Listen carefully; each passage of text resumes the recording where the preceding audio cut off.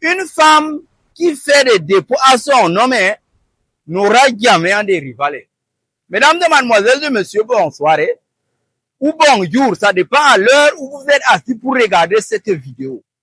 Il est 16h30 ici à Palar. Bienvenue dans cette édition spéciale dédiée à un monument historique qui raconte des histoires, qui crée des polémiques, qui aujourd'hui est devenu un site touristique où beaucoup de personnes quittent de loin pour venir voir.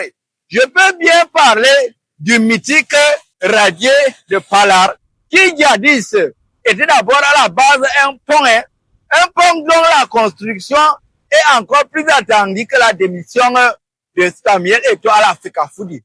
Mais comme vous savez, Samuel Eto'o n'est pas prêt de démissionner.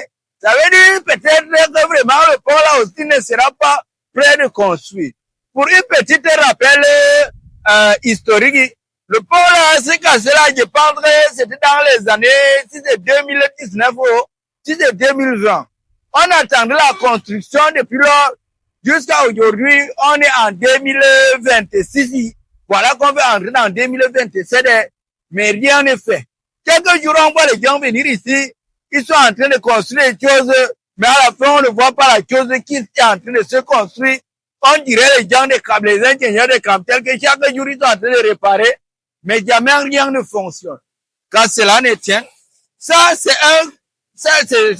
le radier ici derrière, comme vous voyez, c'est comme ça en saison de pluie que les gens se battent pour pouvoir regagner leur domicile, faire transiter leurs marchandises, ou soit aller simplement chercher les femmes de pluie de l'autre côté de la ville de Maroua. J'ai rien à préciser un truc. Le radier qui est construit là, c'est un radier qui était censé conduire la nationale numéro 12 qui tend depuis Magda vers la ville qu'on appelle Kousteri en passant vers Mora.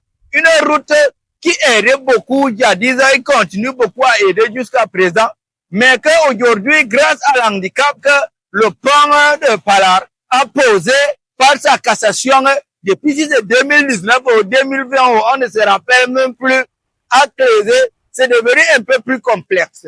Aujourd'hui, ces radiers que vous voyez avec les chutes d'eau qui coulent beaucoup a créé plein de victimes, compris entre 0 et je peux aller jusqu'à l'infini parce que je ne les ai pas comptés. Chaque année, pendant les saisons pluvieuses, ici, on vit des phénomènes dignes d'un film d'action de Fast and Furious 16 qui n'est pas encore tourné, je rappelle, mais qu'on a déjà eu à tourner ici.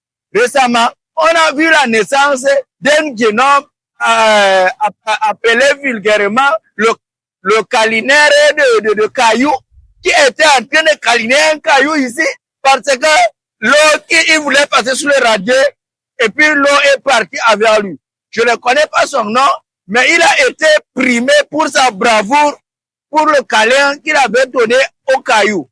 Quand cela ne tienne, voici la situation que la population de la ville de Maroua et les gens qui sont appelés à passer chaque jour vivent ici, de ce côté du continent appelé extrême nord du Cameroun. C'était bien le journaliste de Palar pour le compte du 20h de Palaré.